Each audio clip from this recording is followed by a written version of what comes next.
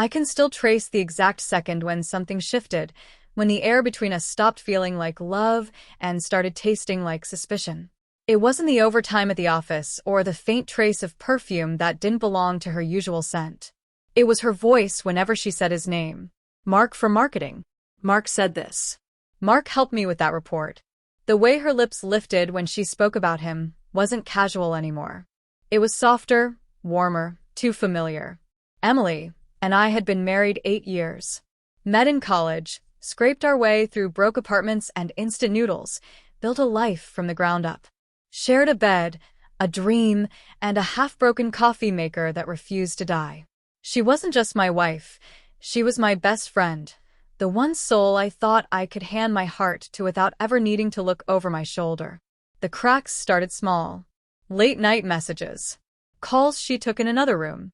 New dresses she only wore to work. I told myself I was imagining things, that I didn't want to turn into some paranoid husband who saw ghosts in every shadow.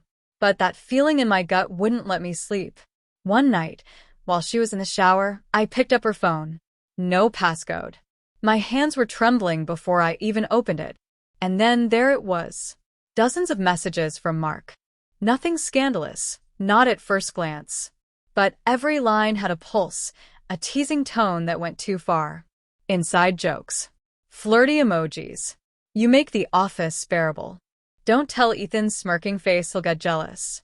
Something inside me clenched. I set the phone down and just sat there, listening to the water run while my chest felt like it was caving in. I didn't confront her that night. I wanted to believe I was overreacting.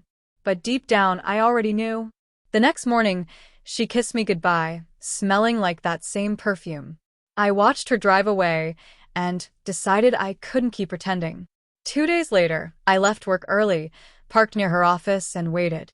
Around 4, I saw her through the cafe window across the street. Sitting with him. Laughing. That same laugh that used to belong to me. He leaned in close, said something that made her blush, and she touched his arm. My stomach twisted. Then she looked up and saw me. Everything in her face drained to white. I didn't move. Didn't speak. Just stared back, letting her see every ounce of pain she'd earned. She rushed outside, voice trembling. Ethan, what are you doing here? I could ask you the same, I said. It's not what it looks like. Really?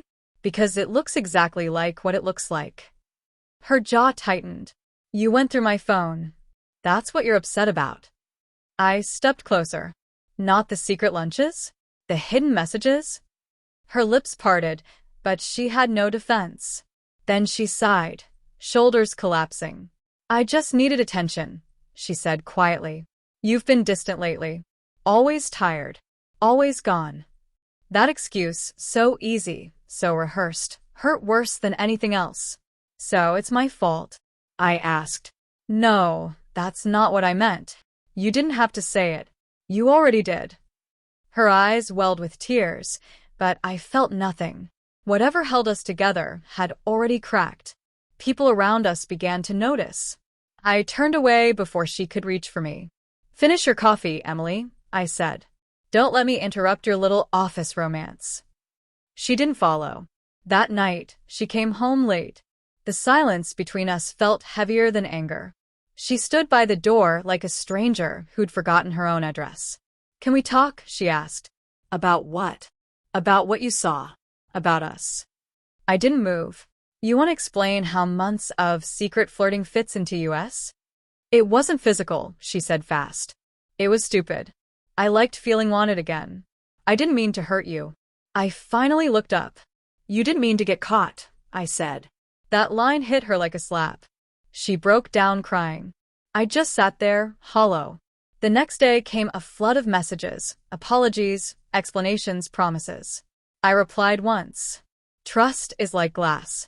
Once it's cracked, you can still see through it, but it's never the same again. After that, we became ghosts sharing a house.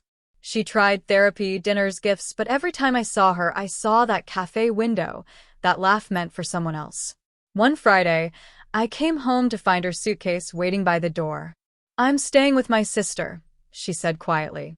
Maybe some space will help. I just nodded. Maybe.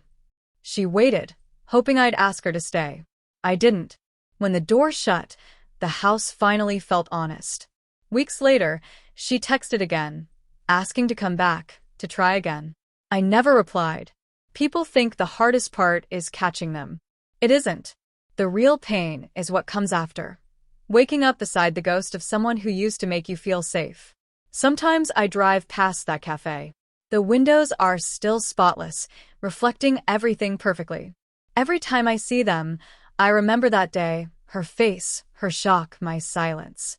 That was the moment I stopped being the man who trusted without doubt. And the moment she realized what she'd destroyed.